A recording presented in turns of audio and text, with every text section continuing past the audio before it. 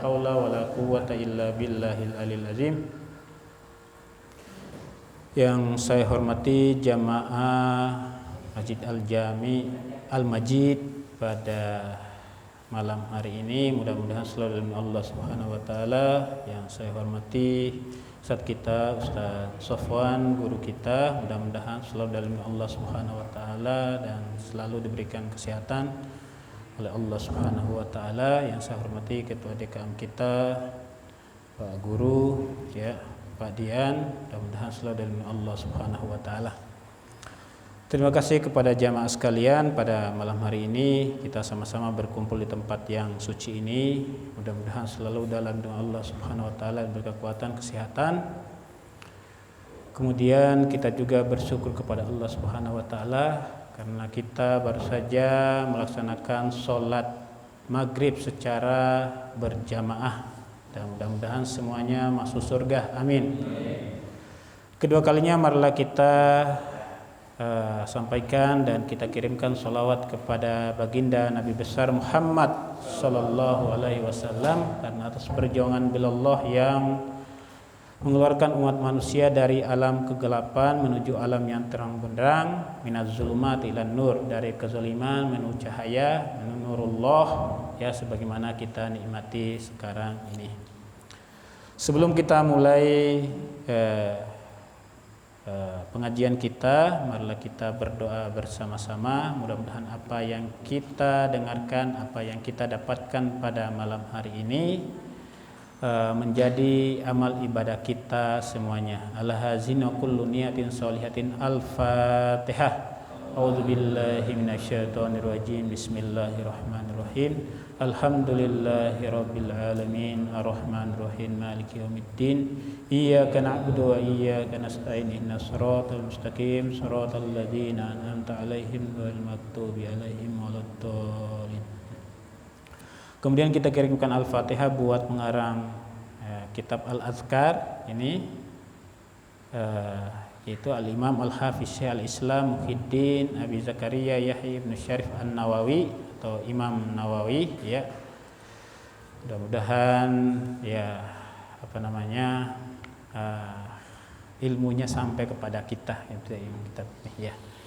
Al-hazina kullu niyatin sholihatin. Al-Fatihah. A'udzubillahi minasyaitonir rajim. Bismillahirrahmanirrahim. Alhamdulillahirabbil alamin. Arrahmanir rahim. Maliki yaumiddin. Iyyaka na'budu wa iyyaka nasta'in. Ihdinas siratal mustaqim. Siratal ladzina an'amta 'alaihim ghairil maghdubi 'alaihim waladdallin. Ya. Baik, Bapak-bapak jamaah Masjid Al-Majid, ya, Jami Al-Majid, pada malam hari ini yang saya hormati. Buku ini pernah kita pertemuan pertama dulu saya pernah sampaikan bahwa buku ini karangan Imam Nawawi, ya. Saya saya baca buku ini atau pelajari buku ini dari Syekh Al-Marwazi Al-Batawi, masih hidup sampai sekarang. Syekh Al-Marwazi itu dia belajar dari Syekh Yasin Al-Fadani dengan buku ini dulu di Mekah. Syekh Yasin Al-Fadani itu orang Padang, ya. Dan banyak dia mengijazahkan banyak orang, ya. Kalau di luar negeri, di Pakistan, di Mesir itu dikenal Syekh Yasin Al-Fadani dari Indonesia di Padang. Syekh Yasin Al-Fadani dia belajar lagi di gurunya sampai sambung kepada Imam Nawawi ini, sampai kepada tabi'in, kemudian pada sahabat, sampai kepada Rasulullah Shallallahu alaihi wasallam. Jadi sanadnya jelas, ya. Buku ini diawali dengan Al-Babul Ikhlas, ya. Fil amri bil ikhlas wa husnun niyyah fi jami'il a'mali zahirati wal khafiyati. Ya, pernah saya sampaikan tapi kita ulas kembali, yaitu perkara atau urusan yang berkaitan dengan ikhlas wa husnun niyyah, ya, dan niat yang baik, ya. Fi jami'il a'mal, dalam setiap pekerjaan atau amal-amal az-zahirat yang nampak maupun amal perbuatan yang tidak nampak. Kalau amal-amal perbuatan yang nampak seperti misalkan kita sholat, ada harakatul adolat atau anggota tubuh, ada gerakan yang menunjukkan gerakan-gerakan anggota tubuh, ya atau haji ya, ada umroh atau haji, itu az-zahir yang nampak, atau amal perbuatan yang tidak nampak seperti apa namanya? Ya seperti puasa ya, al-khafiyat ya yang tidak nampak. Itu kan orang yang berpuasa bisa saja yang berpuasa itu misalkan di depan orang banyak dia berpuasa tapi di kamar dia minum kan, atau dia makan setelah dia lap lagi bibirnya. Nah, iya, sampai di depan ya itu kan hanya Allah yang tahu dirinya sama Allah Subhanahu wa taala. Makanya disebut di sini an-niyah wal ikhlas, niat dan ikhlas, husnun niyah, niat yang baik ya. Makanya di sini dalam Al-Qur'an surat Al-Bayyinah ayat 5 yang sering dibaca Ustadz kita Ustadz Sofwan itu, kalau kita dengar itu ya bismillahirrahmanirrahim, wa ma umiru illa liya'budullaha mukhlishina lahuddin ya hunafa. Nah ini tidak aku perintahkan kepada hamba kecuali liya'budullaha mukhlishin ya kecuali mereka beribadah kepada Allah Subhanahu wa taala dengan ikhlas ya, bukan karena yang lain, bukan karena ini atau bukan karena dilihat ya, tapi ya al-ikhlas lillahi ta'ala, karena Allah Subhanahu wa taala. Inna sholati wa nusuki wa mahyaya wa mamati lillahi rabbil alamin. Kita sudah berjanji di situ, semua apa yang kita lakukan, salatku apa semuanya gerakanku itu adalah karena Allah Subhanahu wa taala. Ya, makanya itu Ali bin Abi Thalib di siapa yang pembunuhnya Ustaz? Abu Lu'lu ya. Iya. Itu kan sampai dia selesaikan sholatnya itunya kan baru dia ini meninggal itunya. Udah berkucuran darah waktu dia pimpin sholat, dan dia dibunuh oleh Abu Lu'lu itu dari belakang. Itu saking memang khusyuknya, karena dalam sholat itu ya, dalam sholat itu inna sholati, kita sudah berjanji wa mahyi wa mamati, matiku dan hidupku itu adalah kita serahkan kepada Allah Subhanahu wa taala ya. Kemudian ada surat Al-Hajj ayat 37. La yanalallahu luhumuha wala dimahu walakin yanalu at-taqwa minkum. Nah, ini berkaitan dengan kurban, ya kan? Nah, dagingnya ya, darahnya itu bukan sebab menjadikan kita untuk masuk surga. Tapi yang menyebabkan ya, yang dihitung oleh Allah Subhanahu wa taala ketakwaan kita dan keikhlasan kita ketika kita berkurban. Bukan tanduknya. Memang dalam berkurban itu kan yang dipilih itu memang yang banyak dagingnya, yang gemuk dan bertanduk dan memang sigap ya, jantan, sigap. Tapi bukan karena bulunya atau besar hewan yang kita kurban itu hanya yang dihitung oleh Allah Subhanahu wa taala, tapi karena keikhlasan dan takwa kita yang dihitung oleh Allah Subhanahu wa taala. Itu yang dihitung oleh Allah Subhanahu wa taala, bukan yang lain. Nah, makanya di sini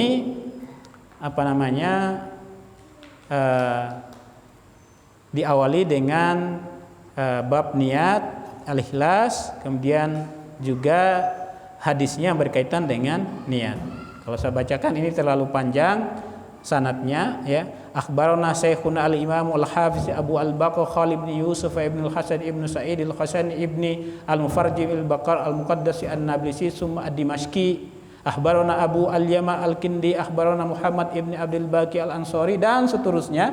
Tapi saya langsung perpendek itu dari An Umar ibn al-Khattab radhiyallahu an qala Rasulullah sallallahu alaihi wasallam innamal a'malu bin niyat wa innama likulli imri'in ma nawa faman kana hijratuhu ila Allah wa rasulihi fa hijratuhu ila Allah wa rasulihi wa man kanat hijratuhu ila dunya yusibuha aw imra'atin yankihuha fa hijratuhu ila ma hajara ilaihi. Hadis ini hadza hadisun sahih muttafaqun ala sihhati wa mujma' ala azmi mauqihi wa jallatihi wa ahadul ahadits allati alaiha midarul Islam wa kana as-salaf ya suluf wa tabi'uhum minal khalfi wa rahimahullahu taala yastahibbuna istiftah hal musannifati bihadzal hadis tanbihan lil mutalai ala husnin niyyah wa ihtimamihi bidzalika wal itinai bihi. Jadi setiap mualif kitab ini juga Al-Arba'un An-Nawawi hadis ada 40 hadis pilihan, diawali juga dengan babun niyyah yang tadi itu mualif kitab ya. Jadi dilihat dari niat. Ini innamal a'malu binniyat, sesungguhnya pekerjaan dihitung adalah sesuai dengan niat. Wa innamal likulli ma nawa, faman kana hijratu ilallahi rasuli fa hijratu ilallahi rasuli. Kalau niatnya ini hijrahnya karena Allah dan Rasulnya, maka yang dia dapatkan itu juga karena Allah dan Rasulnya. Ini berkaitan dengan hijrahnya Rasulullah dari Mekah ke Madinah, Muhajirin dan Al-Ansar. Tapi kata Rasulullah, "Wa man kana hijratu ila dunya usibu aw imra'atin yankihu fa hijratu ila ma hajara ilaihi." Kalau hijrahnya itu perpindahan dari Mekah ke Madinah karena sebabnya dunia, sebabnya materi, atau ada perempuan yang dia ikuti atau yang dia kejar-kejar yang untuk dia nikahi, maka yang dia dapatkan itulah sebatas yang dia niatkan itu. Ya, itu kata Rasulullah. Itu memang berat untuk meninggalkan Mekah ke Madinah. Ya. Makanya Rasulullah langsung dia disampaikan kepada para muhajirin yang berhijrah pada waktu itu. Wahai para muhajirin, ya, wahai para umatku, ya, kalau hijrah kalian ini adalah ikhlas karena Allah Subhanahu wa taala dan Rasulnya atas perintah agama, maka itu juga yang didapatkan, ya. Tapi kalau hijrah kalian itu karena ada sesuatu yang ingin kalian raih atau karena ada perempuan yang kalian kejar-kejar, maka itu juga yang kalian dapatkan, ya. Makanya yang dihitung oleh Allah Subhanahu wa taala itu adalah sesuai dengan niat kita. Husnun niyyah, niat yang baik, ya. Ya, bisa saja secara zahiriyah salat kita sama, tapi niat kita dan kadar kita itu secara fikih kita sama, ya kan? Menghadap kiblat, sudah masuk waktunya sholat, kemudian pakaian kita semuanya sudah bersih sesuai dengan tata cara semuanya secara fikih, sudah paten, sudah pas SOP-nya. Tapi apakah niat kita masing-masing itu yang dihitung oleh Allah Subhanahu wa taala? Ada yang ibadahnya karena bisa dilihat orang, ada yang niatnya karena dia mau calon lurah, calon kepala desa bukan lurah, ya. Kalau lurah kan nggak dipilih, ya, sama masyarakat desa bisa dipilih, ya. Ada yang ibadahnya, sholatnya karena memang ya ingin dilihat, ya. Itu dari kita. Husnun niyyah, dari diri kita, niat kita itu yang dihitung oleh Allah Subhanahu wa taala. Nah, inilah hadis ini yang menjadi patokan dalam pekerjaan seseorang, dalam amal-amal perbuatan seseorang, apakah amal itu adalah bersifat zahiri yang bisa dilihat, yang nampak secara panca indera, maupun ibadah-ibadah yang tidak nampak, ya, dari niatnya. Itu ukuran itu adalah niat yang dihitung oleh Allah Subhanahu wa taala, ya. Kemudian waraina al-Imam Abi Sa'id Abdurrahman ibni Mahdi rahimallahu taala, man arada ayusannifa kitaban falyabd bihadzal hadis, wa qala Imam Abu Sulaiman Al-Khattabi rahimallahu kana al-mutaqaddimuna, ya, min suyukhina, ya, yastahibbuna taqdim hadzal a'mal bin niyyah amama kulli syai'in yansa'u yabtadi'u min umurid din al-umul hajati ila fi jami' anwa'iha, wa balagna an Ibnu Abbas radhiyallahu anhu qala inna ma yufazur rajul ala qadri niyyatihi, wa qala ghairuhu inna ma yu'ton nasu ala qadri niyyatihim. Jadi memang yang dihitung oleh Allah Subhanahu wa taala, yang diberikan oleh Allah Subhanahu wa taala kepada hambanya atau kepada manusia sesuai ala qadri niyyatihim, sesuai apa yang kadar niatnya mereka, niat kita, ya. Kita berdoa kepada Allah Subhanahu wa taala, apakah niat kita ini sungguh-sungguh atau tidak, tergantung daripada niat.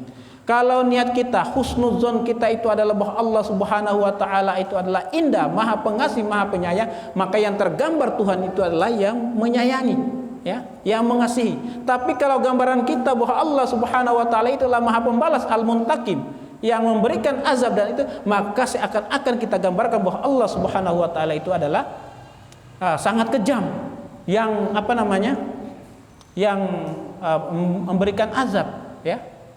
Nah, jadi dari niat kita, dari husnuzon kita, ya. Jadi kalau kita gambarkan, kalau kita niat kita bahwa Allah Subhanahu wa taala Dia itu Maha Pemurah, Maha Pengasih, Maha Penyayang, Ar-Rahman, Ar-Rahim, ya. Ya, maka juga yang diberikan itulah Rahman dan Rahimnya yang kita dapatkan. Sehingga Rahman, Maha Pengasih dan Penyayangnya juga itu adalah yang masuk kepada kita, kemudian kita sebarkan kepada yang lain. Tapi kalau Allah Subhanahu wa taala itu dulu di waktu saya masih SD itu masih ada buku-buku yang kecil-kecil itu gambar-gambarnya itu seakan-akan bahwa Allah itu adalah kejam sekali. Gambarkan neraka seperti ini, ditusuk, disetrika, apa semuanya. Sehingga kita gambarkan, kita anak kecil waktu itu bahwa ini kejam sekali Allah Subhanahu wa taala. Ini Islam itu sangat horor seperti ini apa semuanya, ya. Itu dari niatnya sih. Tapi kalau kita gambarkan bahwa Allah Subhanahu wa taala Maha Pengasih, Maha Penyayang, maka yang kita gambarkan juga bahwa Allah Subhanahu wa taala pengasih dan sangat indah, ya. Sangat indah, ya. Wa rawaina an Sayyidi Al-Jalili Abi Ali Al-Fuzaili Ibn Iyad radhiyallahu qala tarkul amali li ajlin nas riyaun. Meninggalkan amal atau pekerjaan li ajlin nas karena manusia itu riya. Ya, meninggalkan atau melaksanakan amal perbuatan karena manusia itu riya, ya, riya, ingin dilihat. Dilanjutkan di sini, ya, wal amalu li ajlin nas syirkun. Dan juga amal perbuatan karena manusia itu adalah syirkun. Karena semua amal perbuatan itu adalah lillahi ta'ala. Semua ibadah itu adalah niatkan untuk lillahi ta'ala, untuk Allah Subhanahu wa ta'ala, bukan untuk yang lain, ya. Makanya ada kaidah al aslu fil ibadah haram illa ma dalla dalilu. Aslinya dalam ibadah itulah haram kecuali ada ibadah yang ada dalil yang menyuruhnya, ya. Misalnya saya sudah tua, bentar lagi maghrib nih, ya. Salat 5 diwajibkan itu cuma 5 waktu, saya tambah aja 6 waktu. Kan ada 2 rakaat, ada 3 rakaat, ada 4 rakaat. Saya tambah aja, ada yang 1 waktunya, ada 5 rakaat. Haram, ya, nggak boleh, ya, karena nggak ada perintah itu semuanya, ya. Nah, ini yang disebut dengan al-ikhlas, ya. Kita meninggalkan amal perbuatan atau melaksanakan perbuatan itu riya. Makanya dalam pelajaran Al-Qur'an hadis akidah akhlak, ya, di Aliyah itu kelas 1, ya. Itu disebutkan di situ asyirku nau'an. Ya, yang qasimu syirku ila qismain, asyirkul asghar wal syirkul akbar. Syirik itu terbagi 2. Ada syirik yang kecil, ada syirik yang besar. Kalau syirik yang besar itu adalah seperti kita meminta selain kepada Allah Subhanahu wa taala, menaruh sesajen di pinggir jalan, di gunung atau di goa atau di pohon besar atau di keramat, baru meminta pada sini makasih, atau ada sedekah laut, potong sesembahan kambing itu terus dijemur, dilempar ke laut, nah, itu udah syirik. Atau pakai cincin itu, ini bisa mendatangkan mendatangkan ini sesuatu ininya, ya. Atau ada kerisnya pasang di situ itu. Nah, itu sudah sudah bisa mengkikis akidah seperti itu, ya. Itu syirkul akbar, ya. Nah, ada namanya di sini yang maksudnya adalah syirkul asghar. Apa itu? Riya. Itu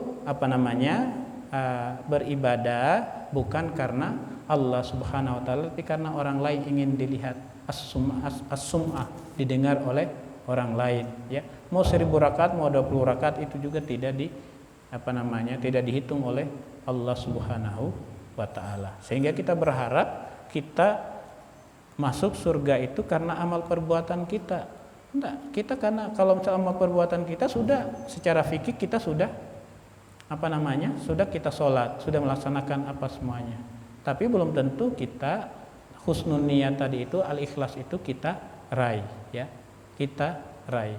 Makanya kita selalu berdoa untuk mendapatkan ridho Allah Subhanahu wa taala, sehingga dengan ridho Allah Subhanahu wa taala itu kita bisa masuk surga. Ada orang yang sudah membunuh 99 orang, dia datang ke sana karena dia tanya kepada Ustadz, Ustadz, ini saya sudah bunuh 99 orang, bisa nggak saya bisa bertobat dan saya masuk surga? Dan saya tobat, oh kamu bahaya, ya, banyak sekali dosamu. Apa kata orang tersebut? Udah sekalian aja saya bunuh ini orang, ya, Ustadz ini genap 100 orang, ya.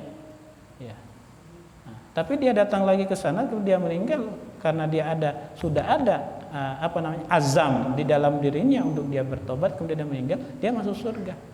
Ada orang juga masuk surga karena hanya dia menolong seekor anjing atau binatang yang lainnya, itu bisa masuk surga padahal amal perbuatannya minim. Jadi walaupun kita akan merasa, jangan kita berasa ini kita yang paling bertakwa, ya, bahwa kita yang paling rajin, jangan, enggak, ya. Boleh jadi apa yang kita lakukan itu adalah bukan karena Allah Subhanahu wa taala atau lillahi ta'ala, ikhlas, ya. Mungkin itu karena orang lain ya. Boleh jadi yang sholatnya misalkannya ikhlas, tapi karena kualitasnya baik, kualitasnya bagus, itu mungkin itu yang bisa menyebabkan dia bisa masuk surga atau mendapatkan ridho dari Allah Subhanahu wa taala. Saya lanjutkan, ya. Wa qala Imam Al-Haris, ya Al-Muhasabi rahimahullah, as-sadiq wa allazi yubali law kharaja kullu qadri law fi qulubil khalqi min ajli salahi qalbi la yuhibbu itla'un nasi ala mathakil az-zarri, ya, min husni amalihi wa la yakrahu ayatla an-nasu ala sayyi'an amali wa min huzaifatil mar'asyirmu al-ikhlasu ayastawil af'alul abdi fi zahiri wal batin. Nah, di sini ada kata kuncinya al-ikhlas, ya. Ikhlas itu adalah sama apa yang dia kerjakan seorang hamba secara zahir maupun dalam secara khafi atau al-batin. Artinya sama di hati, sama juga di bibir. Jangan lain di hati, lain di bibir, Pak Haji. Nah, ini Ini bahasa kitanya. Jangan lain di hati, lain di bibir. Tapi sama di hati, sama juga di bibir. Apa yang kita katakan itu juga apa yang kita kerjakan. Itu ikhlas, ya. Dan husnun niyah, ya. Nah, kalau kalau Pak Haji masuk kamar mandi, ya udah lepaskan, ikhlaskan, jangan ditahan-tahan. Itu mungkin itu gambarannya ikhlas, ya. Kalau ditahan, kalau nggak ikhlas, ya bukan orang lain yang rugi, tapi diri kita sendiri yang rugi, ya. Itu diri kita sendiri yang rugi. Jadi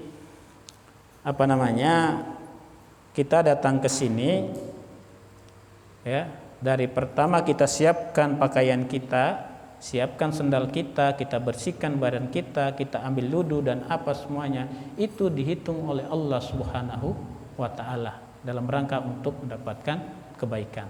Sering saya bilang, kenapa orang yang puasanya atau dia makan jam 4 atau jam 3 atau setengah 4 atau jam setengah 3 tapi tidak disertai dengan niat, itu jam 8 atau jam 9 itu sudah lapar, Pak Haji. Tapi kalau disertakan dengan niat yang disebut orang yang berpuasa, itu stabil. Karena apa? Karena niat tadi itu. Niat kita sudah kita perintahkan anggota badan kita ini dari ujung rambut sampai ujung kaki, kita perintahkan, wahai anggota-anggota badan, wahai tentara-tentara badan, wahai perut, wahai pencernaan semuanya, jangan makan, ya.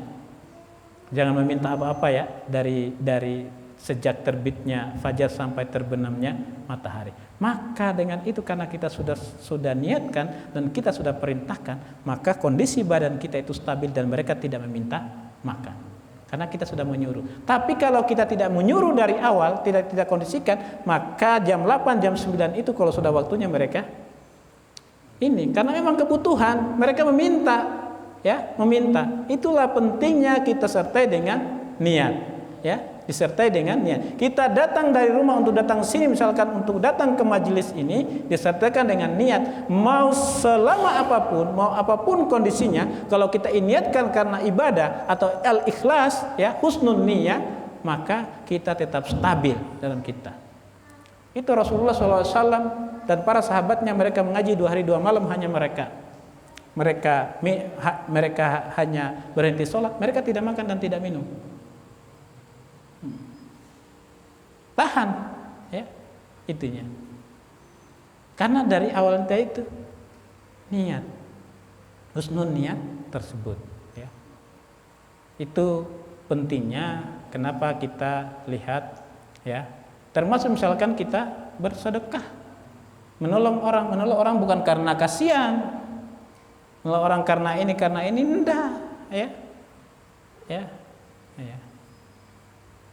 Tapi karena memang kita niatkan lillahi ta'ala. Kan ada hadisnya, apa namanya itu, kalau kita menolong orang, kalau kita memberi, tangan kanan, tangan kirinya. Iya. Iya, bukan begitu Pak Haji. Tapi artinya istilah, ya, apa namanya, jangan sampai itu menjadi, ya. Makanya banyak orang juga yang sumbang ke masjid itu Abdullah, hamba Allah. Ya, karena jangan sampai terdetik hatinya. Makanya Imam Ghazali itu dia pindah-pindah tempatnya. Dia sebut Hujjatul Islam, ya. Memang istilahnya sudah kedengaran bahwa ada ulama seperti ininya, ya. Ketika dia datang di suatu tempat, ya. Kemudian di situ ada pengajian, dia datang. Dia duduk seperti ini. Kemudian guru, ya, guru itu yang memberikan pengajian, ustadznya itu, dia banggakan Hujjatul Islam, ya, Imam Ghazali itu. Apa yang terjadi itu Imam Ghazali? Untuk menghindari jangan sampai dia ria atau membanggakan dirinya, ada atau ujub, dia pergi dari situ, dia pindah lagi ke tempat lain. Jangan sampai di situ dia merasa ada sifat ujub dalam dirinya, ada sifat ria dalam dirinya. Jadi apa yang dia lakukan itu, apa yang dia punya ilmu itu, tidak berarti apa-apa. Itulah pentingnya kenapa kita itu harus punya guru, ya. Kalau misalkan ada orang ini, misalkan saya langsung nyambung kepada Rasulullah Shallallahu Alaihi, iya, silakan. Tapi kalau misalkan ada apa-apa, kalau kita bertanya, tidak usah jauh-jauh, ya, tidak usah jauh-jauh. Misalkan Pak Heru, misalkan ada orang meninggal di sini, apakah langsung baca hadis? Ya, ini hadisnya bahwa ini harus ada kain kafannya, apa semuanya harus meninggalkan ini prosesi pemakaman dan pemusaran jenazah, ini langsung baca hadisnya. Tentu kita harus bertanya kepada orang ahlinya. Kita datangkan orang yang memang dia guru, ada ahlinya di situ. Fas'al ila ahli dzikri in kuntum la ta'lamun. Tanyakanlah kepada orang ahli zikri, orang yang lebih tahu ketika Anda tidak tahu. Nah, itu fungsinya kenapa kita harus punya guru, punya mursyid, ya. Kita mendatangi halaqah-halaqah pengajian. Karena apa? Karena kalau kita tidak punya mursyid dan tidak punya guru, jangan sampai kita digurui oleh syaitan, ya, setan, iblis, jin, ya. Nah, karena nanti pada akhir zaman nanti itu antara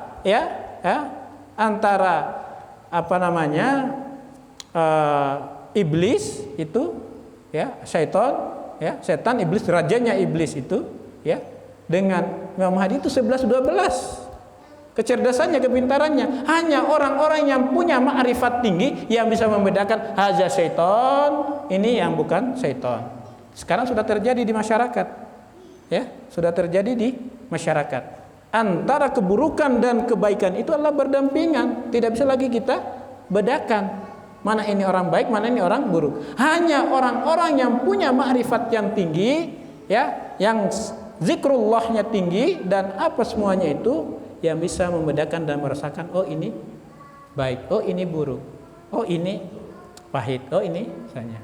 Ya, saya gambarkan itu seperti yang seperti air itu kan sama-sama benda cair. Air laut, ya, air hujan, air teh, ya, semuanya benda sama-sama benda cair, kelihatan semuanya. Kemudian air kelapa, ya, sama. Tapi ketika diminum itu rasanya beda. Begitulah gambaran kebaikan dan keburukan sekarang itu sudah terjadi di masyarakat. Sudah makhlut, sudah bercampur, ya. Tinggal dari kita apakah ini adalah bisa merasakan atau tidak. Itulah pentingnya kenapa kita harus punya guru dan punya mursyid, ya. Kalau kita tidak punya guru, apa pentingnya Rasulullah SAW diutus kalau hanya mengandalkan akalnya, ya. Kenapa harus ada wahyu, ya? Ya, kenapa harus ada ulama? Terus mana hadisnya apa? Hadisnya apa? Ini, ya, hadis sederhana saja, tidak usah kita cari hadis-hadis yang lain, ya. Al ulama warasatul anbiya. Ulama itulah para wasit para anbiya, ya. Wasal ila ahli dzikri in kuntum la ta'lamun. Ya, la yastawil ladzi ya'lamuna wa la ya'lamun. Tidak pernah sama antara orang yang mengetahui orang yang tidak mengetahui. Kemudian yang kedua, pentingnya kita punya guru, ya. Kita berguru, ya. Itu untuk mengkikis sifat kesombongan. Untuk mengkikis sifat kesombongan dan sifat-sifat ujub, ya. Kita harus rendah hati. Ya, sehingga ini guru punya guru lagi, punya guru lagi, punya guru lagi, ya. Ya. Kalau tidak punya guru apa semuanya itu karena dia bisa mengajarkan, nanti dia merasa pintar sendiri, ya. Merasa bahwa ini yang pintar, hanya tidak menghormati orang, ya, dan lain-lain semuanya. Kemudian yang selanjutnya, kenapa kita harus punya guru? Memang ada hadisnya. Pada saat kita dibangkitkan di akhirat nanti, itu akan dibangkitkan bersama gurunya, ya, bersama guru-gurunya, ya. Nah, sekarang ini, ya, ini tantangan dan peluangnya kita belajar agama di media sosial, ya. Ada orang yang beragamanya, dia belajar agama hanya lewat media sosial, hanya lewat YouTube, lewat TikTok, lewat FB dan lain-lain semuanya. Boleh kita belajar agama lewat media sosial, tapi kita harus ada tabayun dan kita cocokkan, jangan sampai ada hal-hal yang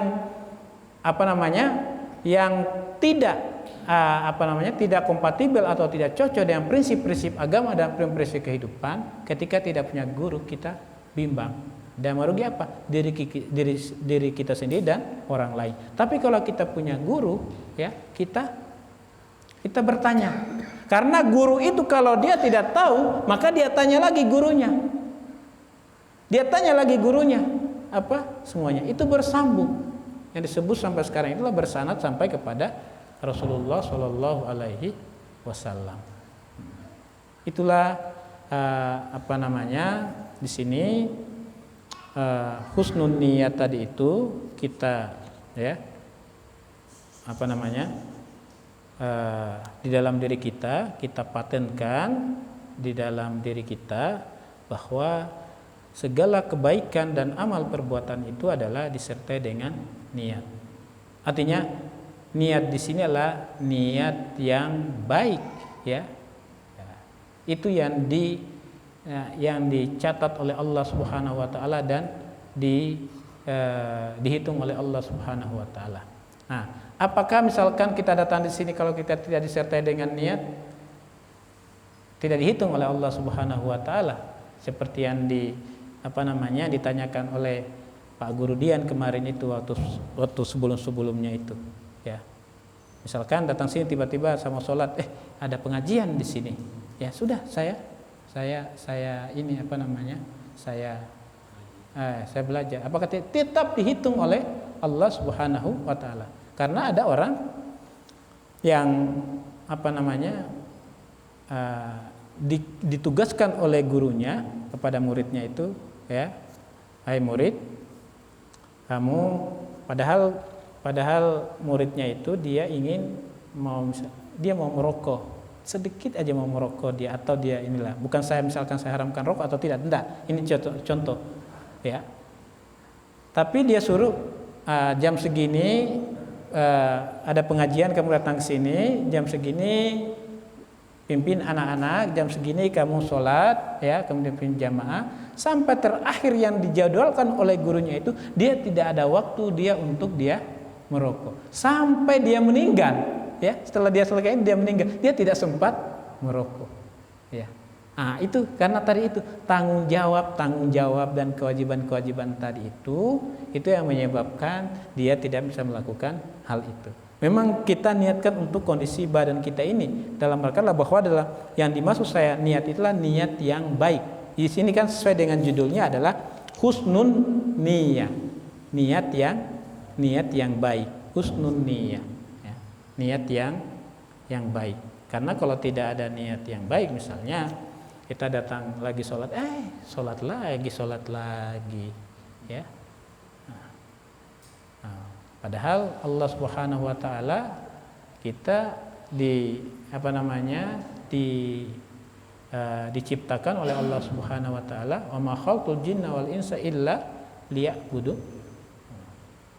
Tidak aku ciptakan jin dan manusia kecuali untuk beribadah kepadaku atau menyembah kepadaku. Itu tujuan secara teologi untuk menyembah kepadaku, ya.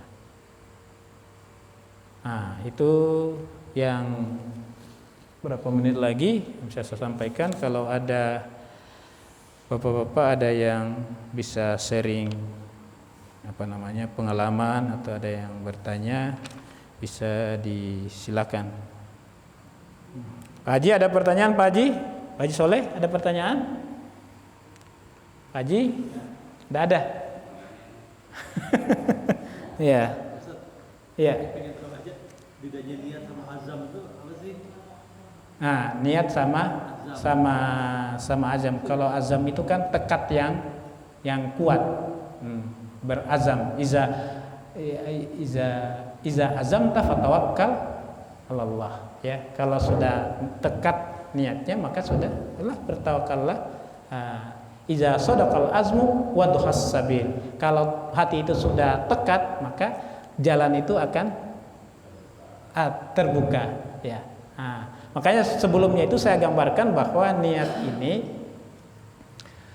misalkan kita datang ke masjid ini kan yang pertama adalah gerakan anggota tubuh kita, harakatul adolat, itu anggota tubuh kita. Dari mana datangnya harakatul adolat ini, ya, atau gerakan anggota tubuh kita ini?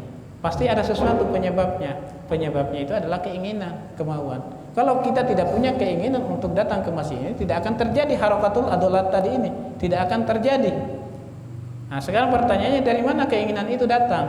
Ya, pasti ini. Kenapa timbul keinginan?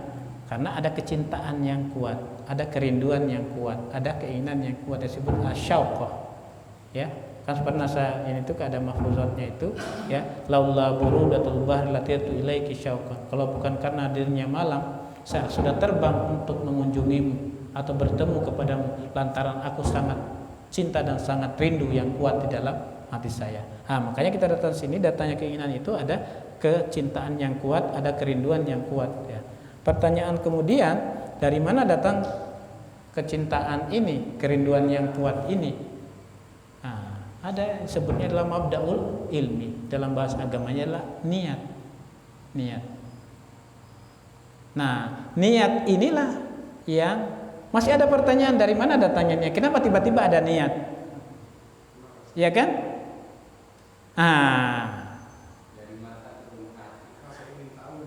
Rasa ingin tahu, ada keingintahuan terus itu. Dari mana datangnya keingintahuan? Tiba-tiba ada keingintahuan kan? Karena menarik. Kenapa tiba-tiba dia menarik keingintahuan itu? Dalam dalam kaidah-kaidah secara ilmiah itu tidak boleh daur tasalsul, itu tidak mutar-mutar seperti dari mana Pak Haji, dari mana asalnya ayam? Dari telur dari mana? Itu mutar-mutar aja itu sampai kiamat. Itu tidak boleh, seperti itu ditolak itu. Nah, datangnya misalkan niat ini, beberapa ulama menjawabnya ini adalah dari hubbuz zat, kecintaan zat, cinta pada zat kita, cinta kepada Allah Subhanahu wa taala. Kita niat yang baik. Makanya orang yang berbuat jahat atau berbuat keburukan dan kezaliman seperti yang kita gambarkan dari kezaliman itu, sesungguhnya dia tidak mencintai zatnya atau tidak mencintai Allah Subhanahu wa taala. Tidak mencintai dirinya sendiri. Itu bagus Pak Haji. Ya, tidak mencintai dirinya sendiri. Kalau dia berbuat baik, dia bersedekah, kemudian beribadah kepada Allah taala, sesungguhnya dia itulah mencintai diri sendiri, mencintai Allah Subhanahu wa taala. Makanya dalam Al-Qur'an, wa in ahsantum li anfusikum wa in asa'tum falaha. Ya. Jika kalian berbuat baik, sesungguhnya perbuatan baik adalah untuk dirimu sendiri, bukan orang lain. Tapi kalau misalkan kalian berbuat jahat, sesungguhnya perbuatan jahat itu bukan untuk orang lain, tapi untuk diri sendiri. Ya. Karena dia akan disiksa nanti kalau berbuat jahat. Iya. Makanya orang yang sesungguhnya dia misalkan berbuat zalim kepada orang lain, yang paling pertama dia merasakan itulah bukan untuk orang lain. Sesungguhnya dia menzolimi dirinya sendiri. Dia menzolimi orang lain, dia tidak tahu di balik itu adalah menzolimi dirinya sendiri. Kalau dia berbuat baik, dia menabur kebaikan atau berbuat baik kepada orang lain, menolong orang lain, sesungguhnya yang dia tolong itulah bukan orang lain tapi dirinya sendiri. Niat tadi itu hubbuz zat, cinta pada diri sendiri. Makanya orang yang yang dekil, pergi mabuk-mabukan, semuanya ini semuanya itu, sesungguhnya dia tidak cinta pada diri sendiri. Makanya ada pepatah itu orang tua kita, cubitlah diri sendiri sebelum cubit orang lain. Iya. Ini. Saya kira itu yang bisa saya sampaikan pada malam hari ini. Yang baik-baik datang dari Allah Subhanahu wa taala, yang buruk-buruk dari saya sendiri, dan suatu saat saya akan perbaiki dan mohon kepada Allah Subhanahu wa taala mudah-mudahan kita selalu diberikan ilmu pemahaman yang kuat dalam agama, ya. Subhanallah bihamdika asyhadu an la ilaha illa anta astaghfiruka wa atubu ilaik. Wassalamualaikum warahmatullahi wabarakatuh.